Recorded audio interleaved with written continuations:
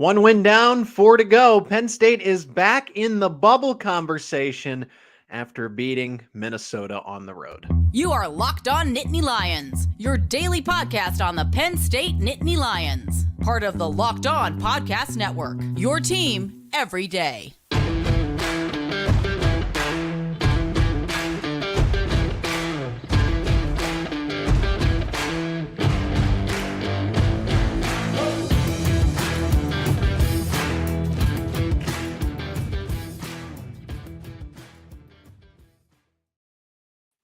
And thanks for making Locked On Nittany Lions your first listen and watch every single day. We are free and available wherever you get your podcasts. And today's live episode, is brought to you by FanDuel Sportsbook, the official sportsbook of Locked On. Make every moment more. Visit FanDuel.com/Locked On. That is FanDuel.com/Locked On. Do that today to get started. I'm Zach Sako, your host as always, and love doing these live episodes with you, Adam. Adam Sheets on the other side, Penn State men's basketball insider, and it was anytime Penn State wins, it's a fun time to do these follow-up shows. But this Penn State team was not the only one that did play Minnesota, and not quite the same fortunes.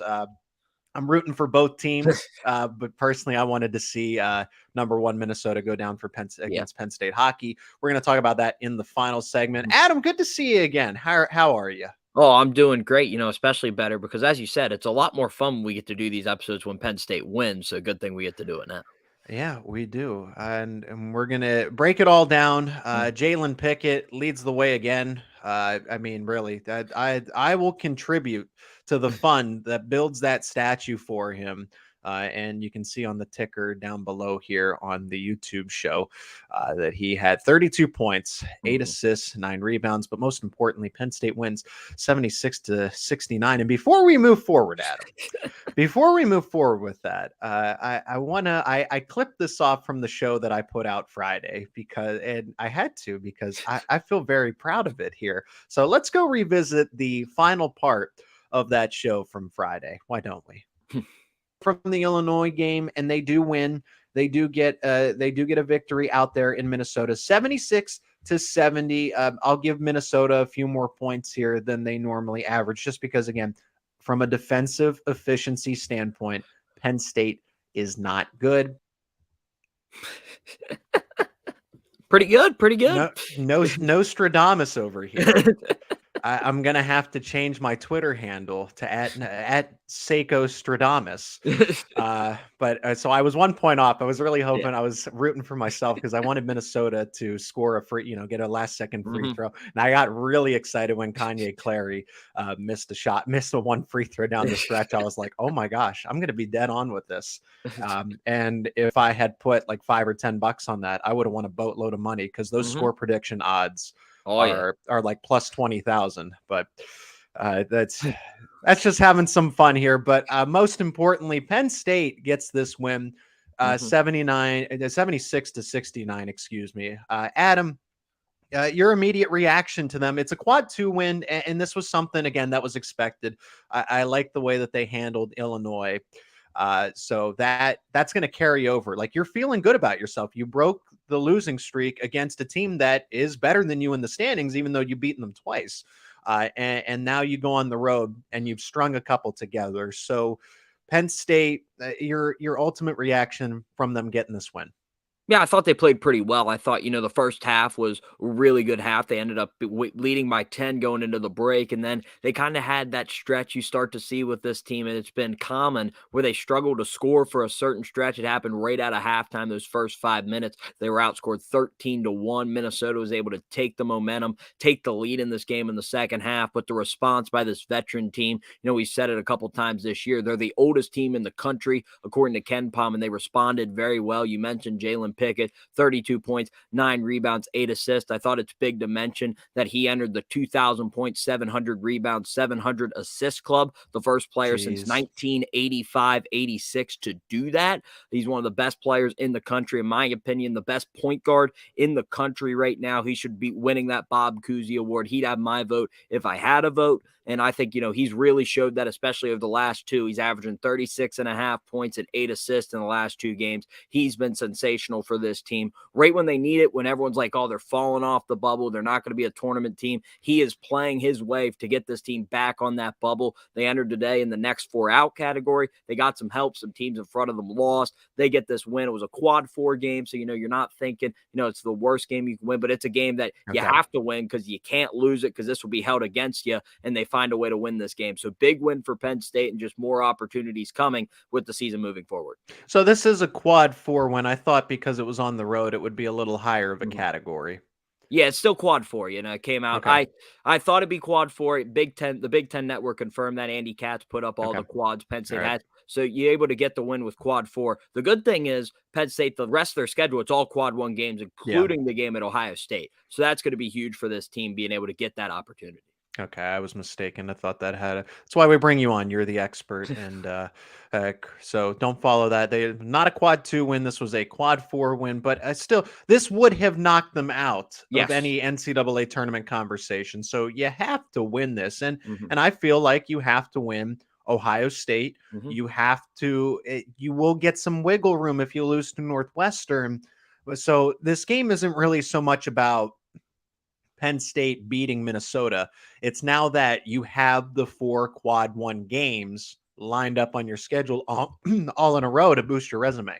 Yeah, I think it's huge. I think Ohio State, as you said, I think it's a game you have to win because of the way Ohio State's played. Yes, it's a quad 1 game, but I think people in the selection committee looking at it will also see that this is an Ohio State team. It's a quad 1 win, but, Ohio State's really struggling. You can't lose to Ohio State. That's a win Penn State can get. They can go into Columbus and get that win. And then you have Rutgers at Northwestern and Maryland. I think if you go 2-1 in those 3 games, you have a great chance because either that's beating Rutgers and Maryland at home, getting that, it's a good loss at Northwestern. Northwestern's a good team that's trending in very good direction right now. Chris Collins has done a great job. Or you beat Northwestern at Northwestern, which would be a huge win, and you drop one of those 2 games to 2 very good teams that will be in the tournament right now in Rutgers and Maryland. So I think, it's going to be a tough schedule, as you said, 4 quad 1 games, but that just breeds opportunity for this team that desperately needs quad 1 wins and to boost that resume.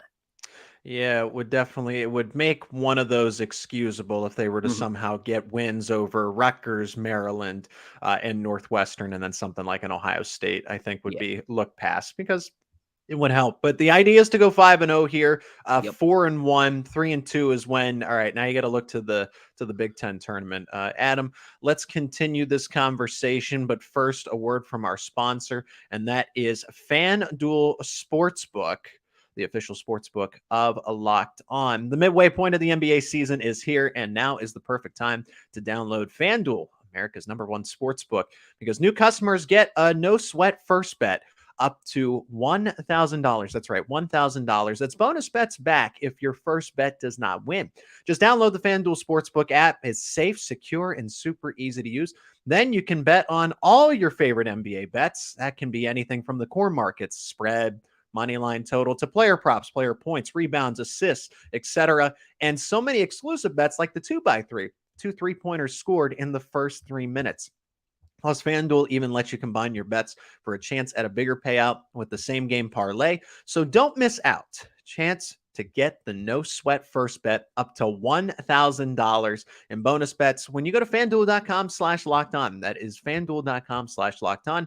To learn more, make every moment more with FanDuel, an official sports betting partner of the NFL. And thanks for making Locked On Nittany Lions your first listen and watch every single day. Make sure you check out the show, Locked On College Basketball, everything you need to know about college basketball in one place. Plus, you get to hear from big-name experts, insiders, players, and coaches. That is Locked On College Basketball, available on YouTube and wherever you get your podcasts. And if you're watching the show live, we're taking questions, of course. Comment your questions on YouTube or anything that you took away from this Penn State win over Minnesota. And we're going to talk the other side of Penn State and Minnesota over on the ice. Not so. They got it done on the hardwood floor. The ice, we'll save that for the final segment. Plus, Jerry Cross from Penn State football is getting some love too. And good to see, because he was a promising 4-star prospect, somebody that was injured, banged up in his true freshman season, and now he's a winter workout warrior. So, Adam, you and I will talk about that in the final segment. But here for Penn State, 76-69, as we mentioned, winning over Minnesota. They're now 16-11 overall, 7-9 in the Big Ten. That is a huge improvement from last year. And Jalen Pickett leading scorer with 32 points. Seth Lundy, little low on the scoring this time, but they didn't need it. 9 points for him. Cam Winter. It's good to see Cam Winter step up because you need, again, it doesn't have to be the same fourth option every night. But the fact that it has been someone different, whether it's been a Kanye Clary, whether it's been a Cam Winter, whether it's been a Mikey Henn. So 5, 6, or 7 shows ago, Adam, when we were talking about there's no fourth option, now I feel like they figured that out. Yeah, it's kind of been by committee, and it's really been that spot where Kanye Clary and Cam Winter have played. Kanye Clary's been that fourth option in the Maryland game and the win against Illinois, and today it was Cam Winter. He hit a shot early, and I think that really got him going. It was the first possession of the game. They forced a turnover, got out in transition. He got it to Jalen Pickett, and Pickett found him in the corner, and Cam, without hesitation, shot the three, which is huge because he struggled from behind the arc. There was some hesitation, lack of confidence, and he stepped into that one, felt confident, and knocked it down. And, it's just kind of when you see it, you just feel good for him because he's able to see one go through, and then he hit another one in the game, finished with 11. I thought he played pretty well. He was aggressive. That's what Coach Shrewsbury's been trying to get him to do, stay aggressive with this team. It's hard when Jalen Pickett has the ball for long periods of time as another ball-dominant player like Cam Winter, but he stayed ready. He was able to contribute big, and they needed him. This was a close game, and he was able to find a way to help put them over that edge.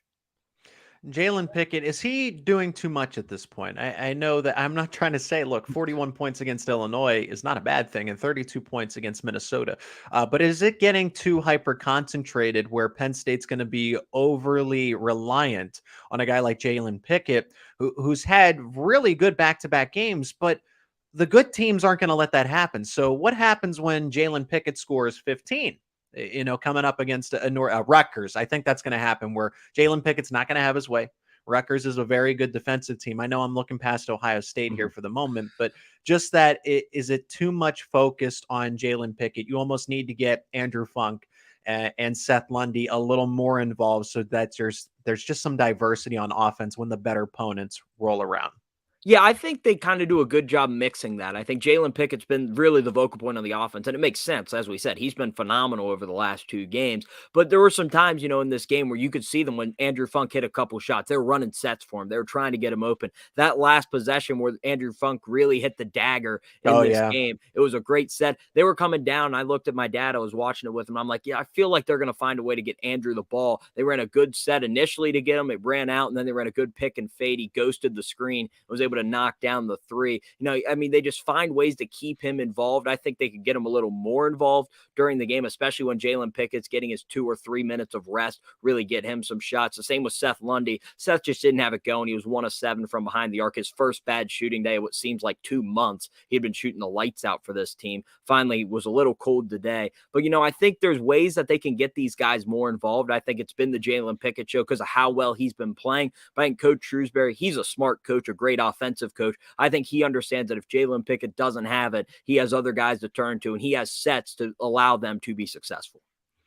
Yeah, and Penn State, like I said, getting this one is important, but the more important ones are on the way, and we're going to talk about that just a second, Adam. And still any concern with the fact that it felt like Minnesota could just score at ease, and this is. It's like, well, Penn State, just enjoy the win, be happy with the win. Minnesota's a bad team. They don't shoot well. And in this game, they shot 50%. And I felt like, someone like, let's look at a Garcia, right? 9 of 14, 2 of 4 from 3-point range, and 23 points without any problems. But here's where I have the issue. A guy like Payne, a Farrell Payne coming off the bench, 30 minutes, 7 of 12 from the field, 18 and 10 rebounds, 18 points, 10 rebounds. So if a Minnesota team can still do this to you, what happens when you face a Rutgers, an Ohio State, even? And Ohio State's better than Minnesota. They're not Rutgers level. They're not Northwestern or Maryland, but they will make you pay for some of the mistakes that you do let up.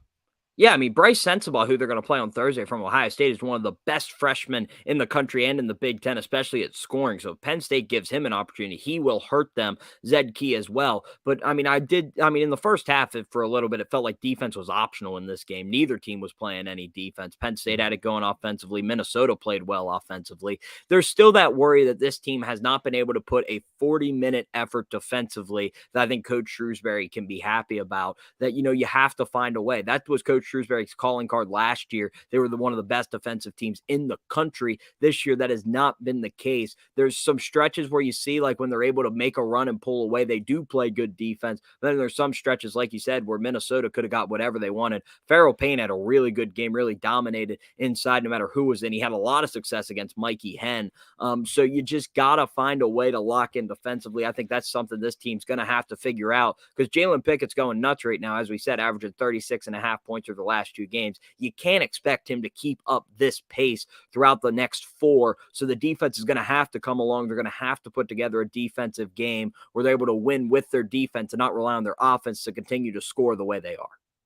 Okay, so now Penn State's got to look to the Buckeyes, and the Buckeyes play Purdue tomorrow, Sunday, February 19th, before they host Penn State out in Columbus. So this is back-to-back road games down the stretch here, and then you go home against Rutgers, then you're at Northwestern, and then Senior Day against Maryland to finish it all up at the beginning of March here.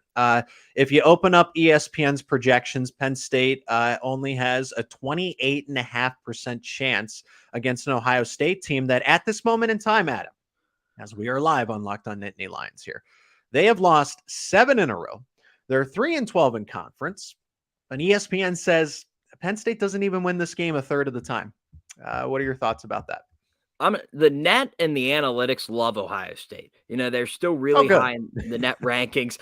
I know Ohio State's going to say, well, who cares? We've lost 7 straight. We're not going to the NCAA tournament. It doesn't matter what the analytics think. But that's why I think the win percentage for Penn State's so low for ESPN on the BPI ranks, just because everyone, like analytics say, Ohio State's a really good team. They have a lot of talent. They do a lot of things well. They just haven't found ways to win games. I think this is very similar to, I don't know how many people remember this, the 2018-19 Penn State team that lost every game by 1 possession. That was Lamar Stevens' junior year. Josh Reeves was on that team after Tony Carr left. They were really high in the net rankings. Ken Palm loved Penn State, but they couldn't win any of these games, so they were never going to make the NCAA tournament. I think that's very similar to what Ohio State is this year. That's why I think the win percentage is so low for Penn State going into this game. I think they can have a lot of success. I think outside of Zed Key, Ohio State doesn't have domination inside. And if Penn State goes and continues the offensive output they've been putting, Ohio State struggled offensively at times this season. Penn State can have success going into Value City Arena and taking on the Buckeyes. And to add insult to injury here, because anytime I can kick Ohio State while they're down, I will do it. They've lost 12 out of their last 13. The only other win before that 7-game losing streak was against Iowa, and then they lost to Iowa most recently here. But then on top of that, they lost to Nebraska, and we've seen that Nebraska is an improved team this year. They lost to Rutgers, Minnesota, Maryland, and Purdue. And in this stretch, let's look at the schedule. They've lost at Illinois, at Indiana, who's gotten healthier down the stretch, just won today against Illinois, come from behind win.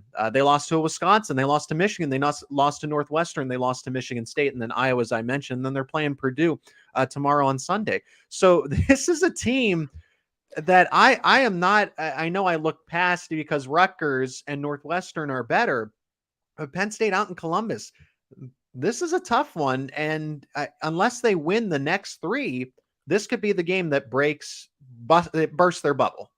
Yeah, I think they have to win. I think this is the most winnable game of the next 4 for this team, even though it's on the road, because it's an Ohio State team that struggled, that hasn't found a way to win the game. Chris Holtman hasn't just really been able to click with this team. He's a guy who's been used to coaching veterans, has a lot of freshmen on this team, something he's not used to. So I think this Ohio State game is so winnable. It's going to be tough. Ohio State has talent. no surprise, Ohio State always has talent on their team. I thought they were really going to put it together come January in the preseason. I said, they're young, but I think come January, they're a team that could really start to find their stride. They have not found that, but, Penn State's got to go and play well. I mean, there's teams better than Minnesota, and you got to be ready to go in there and compete for 40 minutes. If not, Ohio State will find a way to win this game. They're going to be motivated. They probably see Penn State. They got nothing to lose. Yeah, they're a team that has nothing to lose, and this is a Penn State team that has struggled on the road, even with the win against Minnesota today. But you got to think they're going to come in very motivated with an opportunity, looking at this is one we can get if you're Ohio State.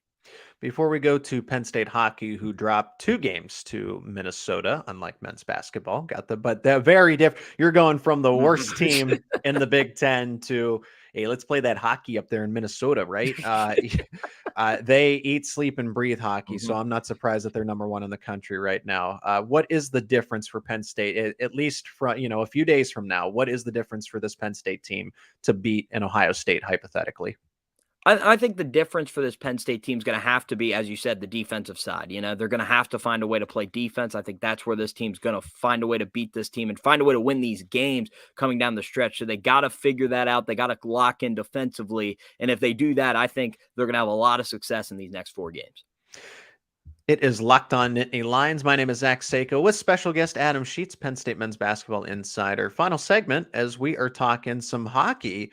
Penn State came up on the short side. I thought they were going to split the series after today, but they ultimately lose in overtime. What is the worst part about it is that they had the lead. And then under 60 seconds to go, Minnesota gets the game-tying goal in regulation. They tie it 2-2.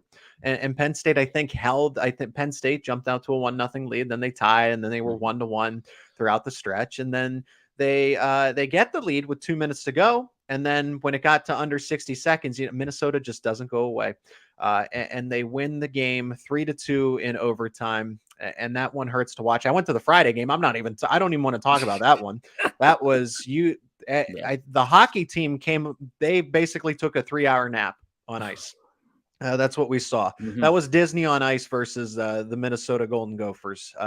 And they're number 1 in the country for a reason, but it just kind of burns that Penn State is still in probably more that 3rd, 4th tier, because the pairwise had them at 5th. They're probably going to drop after this year. And Minnesota is number 1 in the pairwise, which is the NCAA tournament rankings. It's essentially the college football playoff equivalent from college football over to hockey. So men's hockey's got to beat Wisconsin. They got to sweep them. There's really no excuses. Wisconsin is by far the worst team in the Big Ten, but Penn State could finish 6th when all said and done. That's just how good the Big Ten is. And then they won't get that home playoff series in the Big Ten tournament unless they have a lot of things break their way. So how devastating is this loss, the series sweep against Minnesota? I mean, the loss hurts, but the good thing about this game is they got a point. With an overtime loss, you do get a point for Penn State. So that puts them in a tie with Notre Dame right now. Both teams have 2 games left, and Penn State gets the benefit. They're playing the worst team in the Big Ten in Wisconsin. So they're going to have an opportunity to get the sweep, maybe jump Notre Dame, and get an opportunity to be in that 5 spot in the Big Ten tournament. It's tough because you're thinking if you get maybe 2 or 3 points, you're now putting yourself in position maybe to get a home Big Ten tournament series to start off. Now that's kind of looking like you're going to have to go to either Ohio State or Michigan to play right now. So that's going to be tough for this team. So, I mean, it's tough, especially as you said, they were winning this game. I was watching the game tonight and I saw when they scored, I'm like, it just felt like, oh, here comes the Minnesota goal in the next 1:30 to tie this thing up and force overtime. And that's what happened. And Logan Cooley was the difference in this series. He was special. 1 goal, 5 assists. He's a Pennsylvania native. He came back to the state with a purpose and just dominated inside Pagula Ice Arena. Yeah, Logan Cooley, what's interesting about him is that Penn State was very close to getting his commitment, and he would have been on that front line, would have been on that first line. Penn State got beat up by 2 18-year-olds this entire weekend.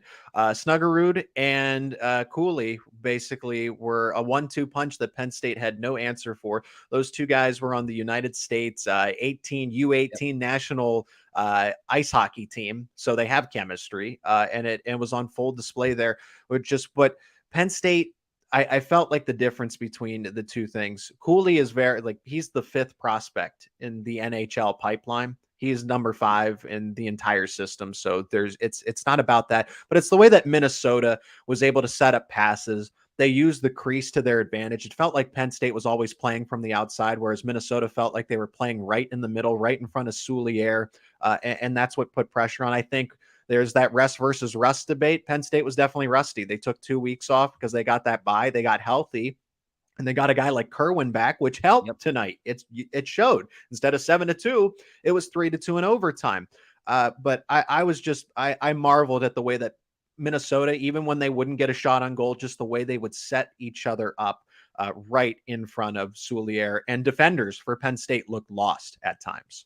Yeah, I think that's kind of the way Penn State plays. Their philosophy versus Minnesota's philosophy is very different. Guy Gadowski likes to take a lot of shots on net, even if they're not the best shots, get them on the net, put pressure on the defense. Minnesota, their team who works the puck and just gets great shots after great shots. They do a great job. I mean, it was beautiful watching them play in the 7-2 game. They got whatever they wanted. They moved the puck so well. They found Snuggerud on like the same play twice in a row. I mean, it was so special watching them play. I mean, they moved the puck so well. There's a reason they're number one in the pairwise, and they showed that against Penn State this weekend. They came out with a purpose. They clinched the Big Ten actually before the series even started. They clinched it Thursday night, and then Friday able, to get the win 7-2 and then pull this one out. So good win for Minnesota. And as you said, the styles are just completely different. The talent leans Minnesota, and this is a team that right now you got to be thinking is head and shoulders going to have an opportunity to win the national title this season. Penn State, we'll see how they adjust. They got to sweep Wisconsin, and that is next Friday and Saturday, 1 week from this weekend in Pagula Ice Arena. Zach Seiko, Adam Sheets, and we're wrapping it up with Jerry Cross, who's getting some buzz. He's been in the news since he won one of the Workout Warrior titles, and it's not. Khalil Dinkins had a sweep himself, and then he broke the streak. So Jerry Cross is someone that seems to have been forgotten. He was a 4-star prospect, according to 24/7 Sports. So it's good to see his name come back up, but it's just so crowded in that tight end room between Theo Johnson and Tyler Warren, who are the expected starters. Khalil Dinkins, who's made a strong impression so far. Then you have Jerry Cross, who gets one.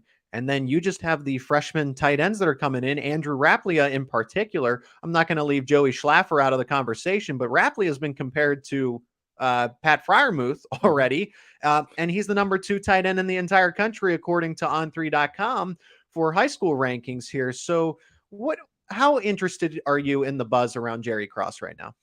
I'm pretty interested because I think Jerry Cross, as you said, he had a lot of buzz coming into last season. Injuries kind of hurt his opportunity to show that in some of these garbage time games when Drew Aller's getting in. It was Khalil Dinkins who was in instead of Jerry Cross due to these injuries. But I think Jerry Cross can have a lot of success. He's a great athlete, as you said, was a top 5 tight end according to ESPN coming into that out of that recruiting class. And he's a great athlete. And I think, if we're going to be honest, Theo Johnson and Tyler Warren were the clear 2 and 3 in that room last year behind Brenton Strange. So I think these young tight ends are coming into this winter thinking, now this is an opportunity. We can jump these guys if we outwork them. I don't think there's really any set in stone top tight end in that room right now. And Khalil Dinkins and Jerry Cross have shown, according to these winter workouts, by winning these winter workouts, that they're here and showing these upperclassmen that they have the opportunity to take that spot and be Drew Aller's number 1 tight end next season.